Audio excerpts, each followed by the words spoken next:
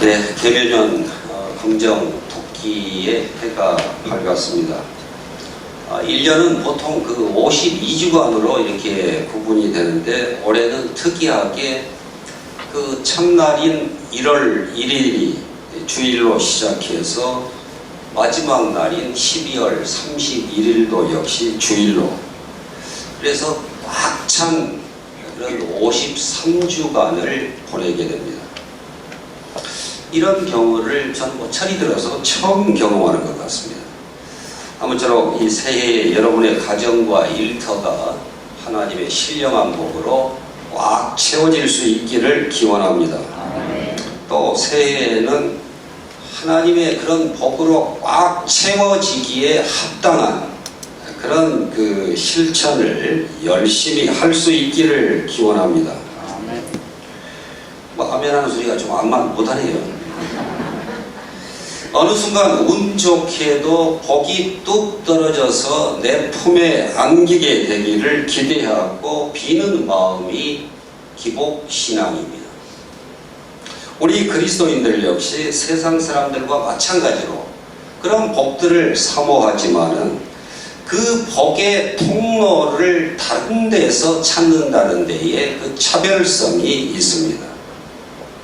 그러니까 복을 받기 위해서는 복 받을 만한 그런 길을 먼저 닦아야 한다는 말씀입니다.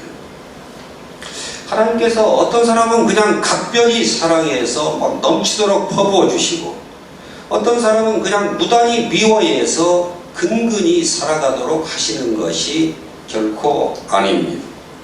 하나님께서 여러 세대의 여러 모양으로 우리가 복된 그 삶의 비결을 우리에게 알려주셨습니다. 아니 사실 뭐 특별한 비결이랄 것도 없이 웬만한 상식과 판단 능력을 가진 사람이라면 누구나 알아들을 수 있고 또 행할 수 있는 그런 방법입니다. 그러니 복을 불러들이는 것도 나고 그 복을 걷어차버리는 것도 결국은 자신인 것입니다. 하나님 탓, 남 탓할 계제가 아니라는 말씀입니다. 복받는 비결은 성경에 곳곳에 기록되어 있고 또 목회자들을 통해서 또 다양한 방식을 통해서 거의 매주 이렇게 선포가 되고 있습니다. 그 비결을 한 문장으로 요약해서 정리한 그 예수님의 말씀은 이렇습니다. 마태복음 22장 37절 이하에서 내 마음을 다하고 목숨을 다하고 뜻을 다해서 주 너희 하나님을 사랑하라. 둘째는 이것이니 내 이웃을 내 자신과 같이 사랑하라. 이것이 율법과 선지자의 강령이니라. 이 말씀을 하셨습니다. 한 율법사가 예수님을 그 모함하기 위한 나쁜 의도로 예수님 앞에 와서 선생님, 율법 중에 가장 큰 율법이 뭡니까? 이렇게 물어봤을 때에 예수님께서 그 신명기 6장 5절에 나오는 내 하나님을 마음과 뜻과 목숨을 다해서 내 하나님을 사랑하라 하는 말씀, 그리고 레위기 19장 18절에 내 이웃을 내 몸처럼 사랑하라고 하신 이 성경의 두 말씀을 한 문장으로 묶어서 이렇게 요약을 해서 대답해 주신 것입니다. 이 두 계명이 온 율법과 선지자의 강령이라 하는 이 말씀은 성경을 우리가 파고 또 파고 들어가서 그 최종적인 그 중심에서 만나게 되는 그 핵심 고갱이가 바로 이 말씀이라 하는 것입니다. 그러니까 우리가 주여 주여 하고 땅의 현실을 외면한 채 하나님만 찾아도 안 된다. 그렇다고 인간의 어떤 인본주의적인 윤리 실천에만 내맡겨서도 안 된다. 사람의 인간의 그 죄성의 뿌리가 너무나 깊기 때문에 이 유전자를 이루는 그 DNA가 이중 나선 구조를 이루고 있듯이 우리 바르고 건강한 신앙은 하나님과 이웃 이 양편으로의 조화와 그리고 균형을 이루어야 한다는 말씀입니다. 선물로 주어진 올 한 해 마음과 목숨과 뜻을 다해서 하나님을 사랑하십시오. 이웃에게 친절하되 특별히 소외되고 약한 사람들이 발딛고 설 땅, 또 기댈 만한 그 어깨를 내어주는 그런 헌신적인 사랑의 실천으로 세상에 무상하고 헛된 그런 복이 아닌 하늘로부터 내리는 그런 참되고 영원한 복을 꽉 차게 받는 여러분들이 될 수 있기를 주님의 이름으로 축원합니다. 아멘. 우리가 요즘 상고하는 주기도문 가운데에 오늘 살펴볼 구절은 오늘 우리에게 일용할 양식을 주시옵고 하는 부분입니다. 주님께서 가르쳐 주신 그 앞부분의 기도는 하나님 아버지의 이름이 거룩하게 되고 또 하나님의 나라가 이루어지며 하나님의 뜻이 이 땅에서도 이루어지기를 간구하는 그런 내용이었습니다. 이 기도의 내용들이 각각 분리된 것이 아니고 이것들이 다 긴밀하게 연결되어 있다고 하는 것을 우리가 그동안에 살펴보았습니다. 이제 그 기도의 시선이 하늘로부터 땅으로 향합니다. 시공간에 그런 제약을 받아 살아가는 우리의 구체적인 일상으로 향하는 것입니다. 우리가 인생의 다양한 문제들을 해결하고 우리가 바라고 기대하는 그런 행복한 삶을 위해서 우리가 구해야 할 것은 무수히 많습니다. 그런데 예수님께서는 가장 우선적으로 일용할 양식을 구하라 이렇게 말씀하십니다. 사실 우리 이 육체를 지닌 인생은 먹지 않고서는 존재할 수가 없으니 가장 중요하고 긴급한 그런 기도의 제목이라고 할 만합니다. 그런데 우리 사회는 이 먹거리를 생산하는 농어축산인들 또 그것들을 분류하고 가공하고 실어 운반하는 그런 각 분야의 노동자들을 존중하지 않습니다. 합당한 대우를 하지 않습니다. 합당한 노동의 대가를 지급하지 않습니다. 만약 이 땅의 농어축산인들이 갑자기 하던 모든 생산활동을 중단해버리고 일을 놓아버리면은 그때에는 무슨 반도체를 씹어먹고 살 것입니까? 시멘트 미숫가루라도 타서 줄인 배를 채울 것입니까? 원유값이 조금만 오르면은 대기업들은 기다렸다는 듯이 곧장 그 내용물들을 좀 줄인다든지 아니면 소비자가를 올려서 거기에 대응합니다. 그러다가 국제 원유값이 인하되어도 내려가도 한 번 올린 가격이 그 시세를 반영해서 인하하는 경우를 저는 거의 본 적이 없습니다. 이러한 대기업의 행태에 대해서는 무척이나 관대한 정부가 쌀값을 인상해달라, 축산물의 생산가를 보장하라고 하는 등의 이 요구에 대해서는 갖은 구실을 대가면서 피해가고 묵살합니다.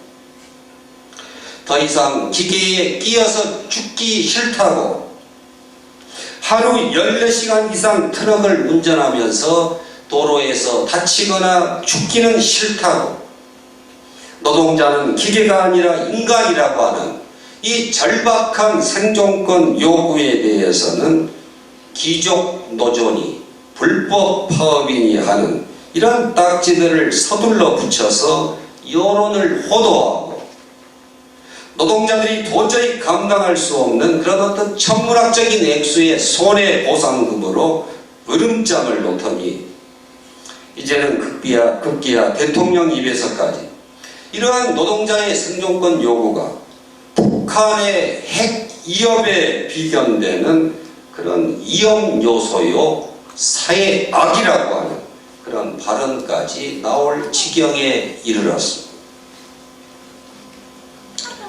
성실하게 일하는 땀 흘려서 일하는 노동자들이 존중받고 노동자에게 정당한 노동의 대가와 휴식을 보장하는 사회라야 희망이 있습니다.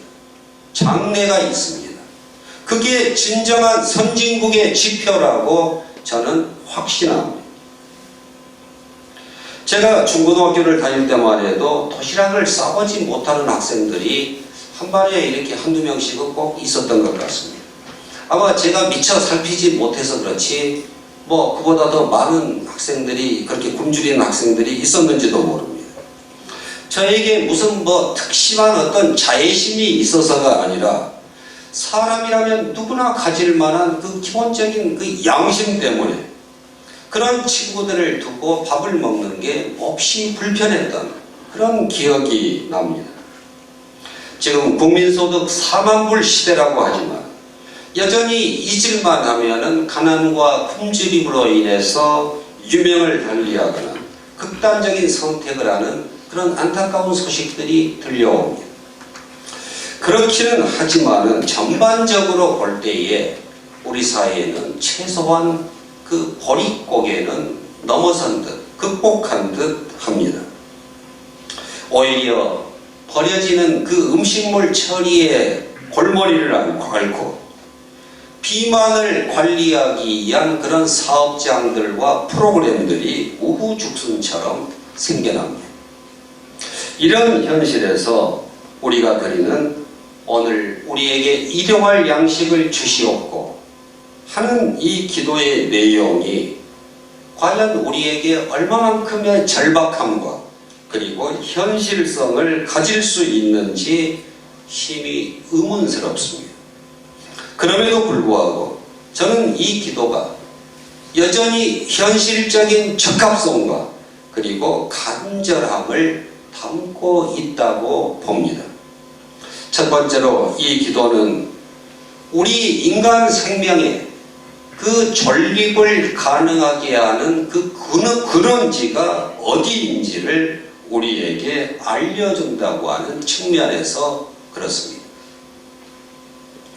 과학 문명이 발달해서 아무리 첨단의 기계 설비들을 설치한다 할지라도 하나님께서 때를 따라 적당한 햇빛과 바람과 그리고 습도 이런 것들을 주시지 않는다고 하면은 너무나 분명한 한계에 봉착할 수밖에 없습니다.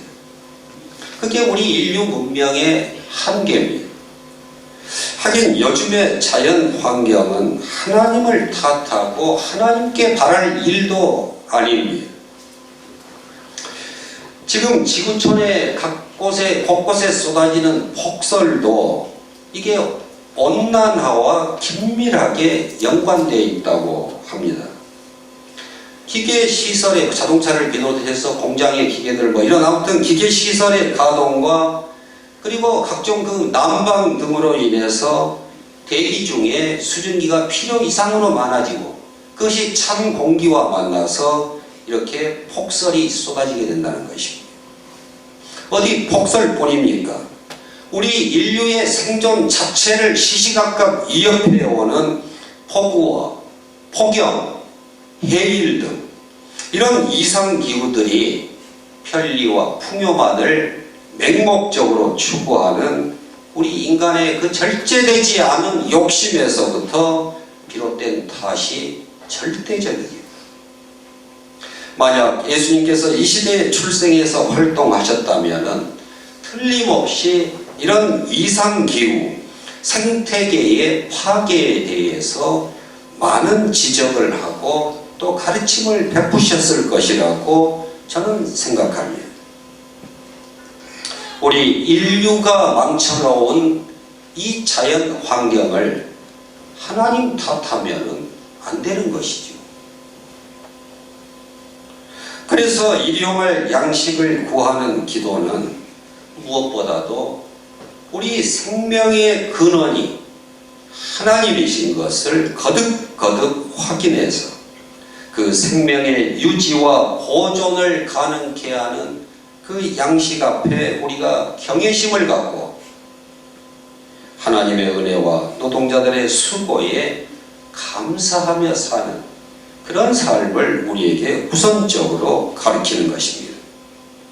아울러서 이 생존 위기의 때를 극복할 수 있는 하나님의 말씀, 하나님의 뜻, 그 하나님의 지혜에 순복하는 삶으로의 방향 전환, 그것을 결단하라고 하는 가르침의 기도이기도 한 것입니다.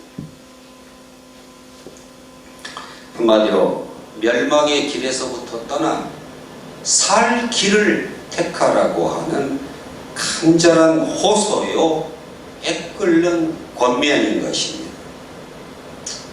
두 번째로 이 기도에 담긴 오늘 일용할 양식에 주목합니다. 10년 혹은 100년 후가 아닌 오늘 우리가 일용할 양식을 달라, 그렇게 기도하는 것입니다. 이게 헬라어 언어로 보면은 다양한 약간 다른 해석의 가능성이 존재합니다만은 문자적으로는 그날 오늘 그날 먹을 양식으로 만족할 줄 알라 하는 그런 뜻입니다. 보통의 우리가 열심히 일하는 것은 10년 후 혹은 20년 혹은 은퇴 후 삶까지를 고려해서 아끼고 절약하면서 부지런히 일하고 돈을 비축합니다. 저도 마찬가지로 이제는 은퇴 이후를 대비해야 할 시기입니다. 그런 계획성 있는 삶은 전혀 비난할 거리가 아닙니다. 아니 오히려 권장할 만한 일입니다.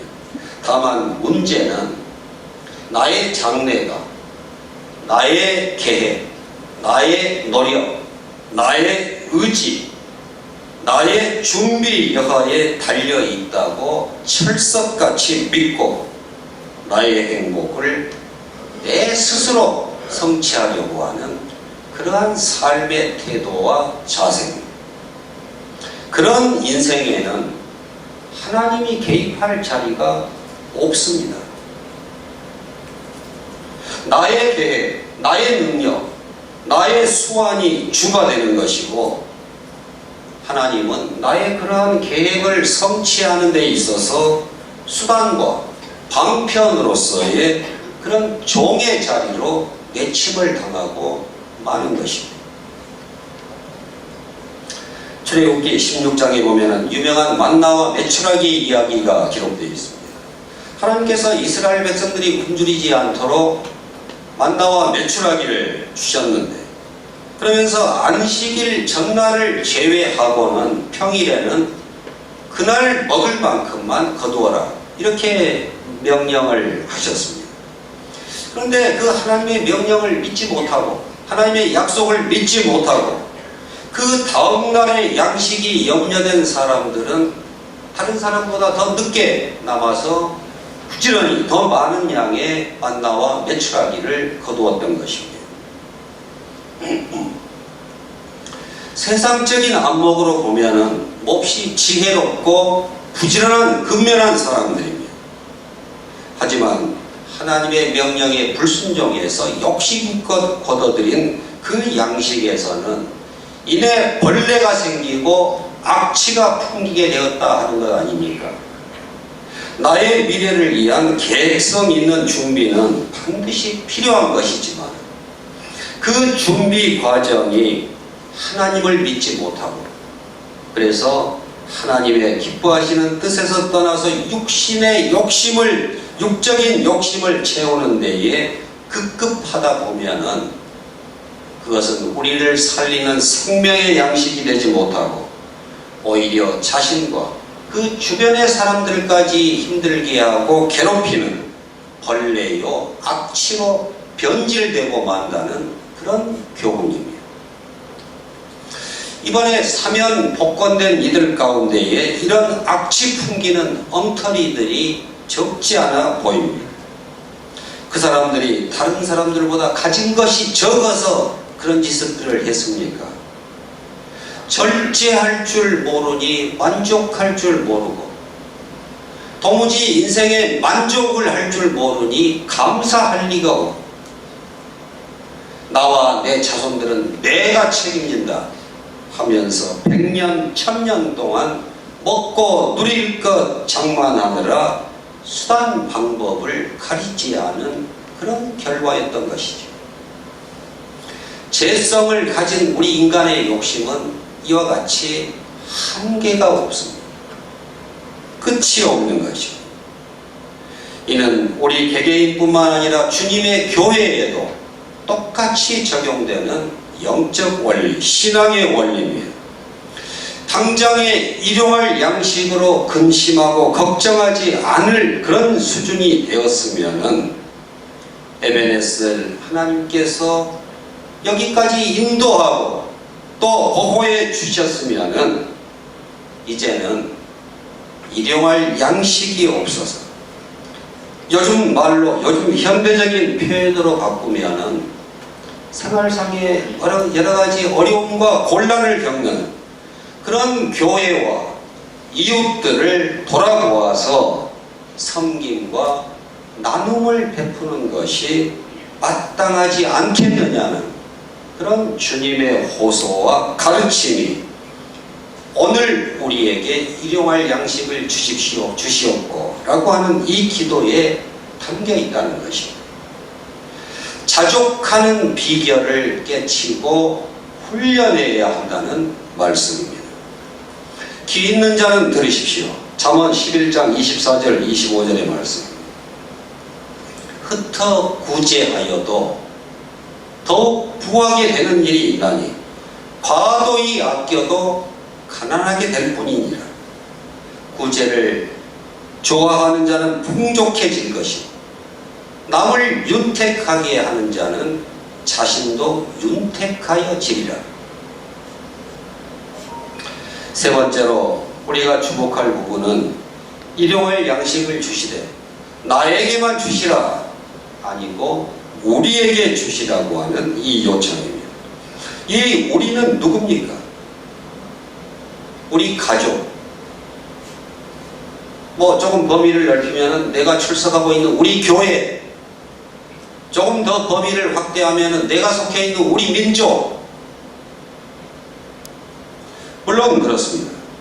그렇다면 우리 가족, 우리 박씨 가족이 아닌 저 김씨 집안의 가족,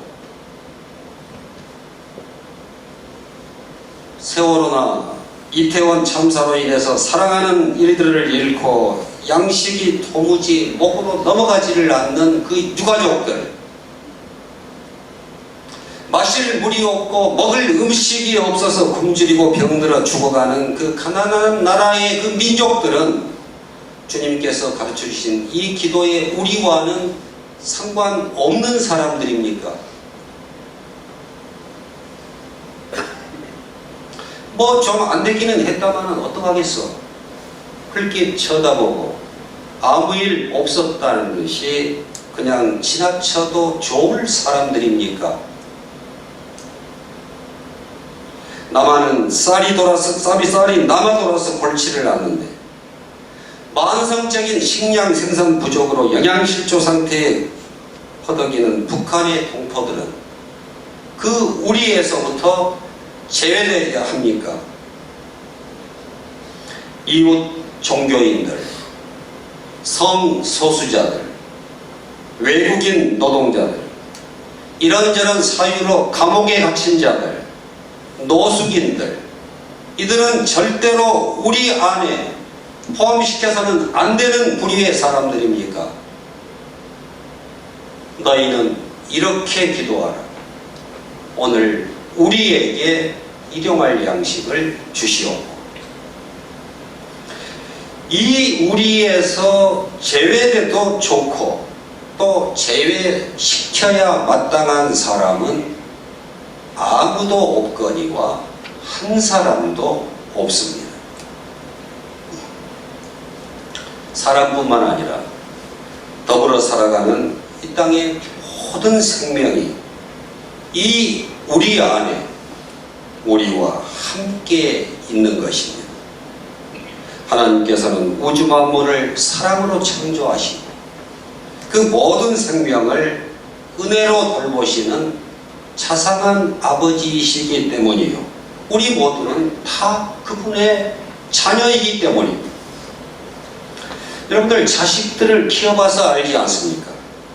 힘센 첫째가 그 동생들 지 욕심 부리느라고 동생들이 먹을거리, 놀거리들을 늘 가로채고, 어떤 때는 지가 굳이 먹을 것도 아니고 가지고 놀 것도 아니면서 지가 다 쌓아놓고 동생들을 힘들게 한단 말이에요.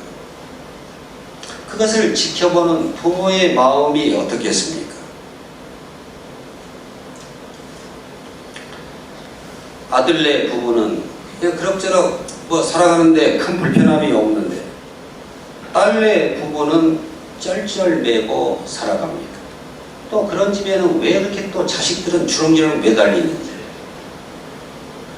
한 배에서 태어난 형제이고 자매이라면은, 그래서 남이 아닌 우리이면은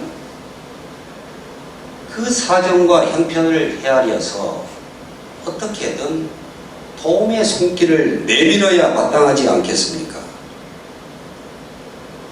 나도 꼭 넉넉한 것은 아니지만 나보다 형편없이 근근히 사는 그 형제 자매의 고충을 차마 그냥 보아 넘길 수가 없는 거예요. 그래야 인간이고, 그래야 비로소 우리인 것이죠. 말로는 우리 하면서도 그렇게 구체적인 도움이 필요할 때, 기댈 어깨가 필요할 때 나눔과 섬김을, 해품을 실천하지 않고서 구호로 외치는 우리가 도대체 무슨 의미가 있겠습니까? 부모는 그 아들네 잘 사는, 그래도 비교적 그래도 좀 살만한 그 아들네 부부가 사주는 그런 어떤 고급 안마 의자보다도 그 아들네가 그 딸네의 그 어려운 형편을 나몰라라 하지 않고 내미는 그 사랑과 그 나눔의 온정에 훨씬 더 감격하고 기뻐하고 자랑스러워하지 않겠습니까? 우주 만물의 창조주이자 모든 생명의 근원이요 아버지이신 그 하나님의 마음 또한 이와 같다고 저는 확신합니다. 예수님을 구주로 고백하는 수많은 그리스도인들 가운데 가장 예수님을 닮은 삶을 살았다고 추앙받는 그 중세시대의 수도사인 성 프란치스코, 그가 눈병으로 앞을 보지 못하게 된 상황에서 피조물의 창가라고도 하고 태양의 노래라고도 하는 그런 그 유명한 기도시를 남겼습니다. 그 중에 일부 내용을 제가 읽어드리면은, 내 주여, 당신의 모든 피조물 그 중에도 경애하는 형제인 햇님에게서 찬미를 받으십니다. 그 아름다운 몸, 장엄한 광채에 번쩍거리며 당신의 보람을 지니나이다.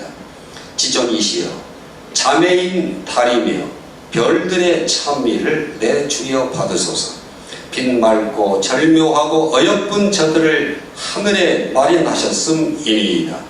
자매인 바람과 공기와 구름, 그리고 사시사철의 찬미를 내 주여 받으소서. 당신이 만드신 모든 것을 저들로서 기르시니이다. 이 성인은 이 세상의 모든 피조물들, 인간이든 동물이든 심지어는 물이나 불, 공기, 바람, 죽음까지도 그들을 형제요, 자매라고 부르고 대했습니다. 하나님의 창조 아래 만들어진 그 모든 피조물들을 극진히 존중하고 사랑했다는 뜻입니다. 이 모두가 다 아버지의 걸작품들이니까요. 민족 시인 윤동주의 서시에서도 이러한 기독교적 형제 자매를 읽을 수가 있습니다. 별을 노래하는 마음으로 모든 죽어가는 것을 사랑해야지. 나한테 우호적이고 또 힘이나 어떤 이익이 될 만한 이들만 선별해서 우리라고 하는 범주로 딱 묶고 그 경계 밖의 생명들에 대해서는 냉랭하고 무관심한 그런 행태는 하늘에 계신 우리 아버지의 그 자녀답지 못한 행동입니다. 그러한 우리의 분파적이고 차별적인 태도를 지켜보는 하늘에 계신 우리 아버지의 마음은 괴롭고 속상할 것입니다. 마태복음 5장 45절에 실린 예수님의 말씀입니다. 이같이 한즉 하늘에 계신 너희 아버지의 아들이 되리니 이는 하나님이 그 해를 악인과 선인에게 비추시며 비를 의로운 자와 불의한 자에게 동등하게 내려주심이니라. 예수님은 모든 생명을 차별 없이 대하고 사랑하시는 그 아버지의 마음을 우리가 헤아리고 그 기뻐하시는 뜻에 부응한 삶을 살기를 소원하면서 우리에게 기도를 가르쳐 주십니다. 하늘에 계신 우리 아버지, 오늘 우리에게 일용할 양식을 주시옵고, 오늘의 기도 구절과 관련해서 더 나누고 싶은 이야기가 두 가지 있지만은 다음을 기약하도록 하겠습니다. 기도하십시다. 하늘에 계신 우리 아버지여, 우리 주 예수께서 그 신앙의 핵심을 요약해서 가르쳐 주신 기도를 오늘날 우리는 형식적이고 습관적으로 그저 주문 외우듯이 하고 있지는 않은지 되돌아봅니다. 주님께서 가르쳐 주신 기도를 통해서 그 신앙의 중심으로 들어갈 수 있는 그런 은총을 허락하시고 우리 아버지의 기뻐하시는 뜻을 헤아려 그의 부응한 자녀다운 삶을 살아가게 하여 주시옵소서. 아버지께서 그 모든 생명을 기쁨으로 창조하시고 또 알뜰한 사랑으로 돌보심과 같이 우리 또한 모든 생명을 형제요 자매로 여겨 존중하고 돌보고 나누고 사랑하며 살아가게 하여 주시옵소서. 너희는 이렇게 기도하라. 우리에게 기도의 본을 보여주신 우리 주 예수 그리스도 이름으로 간절히 기도하옵나이다. 아멘.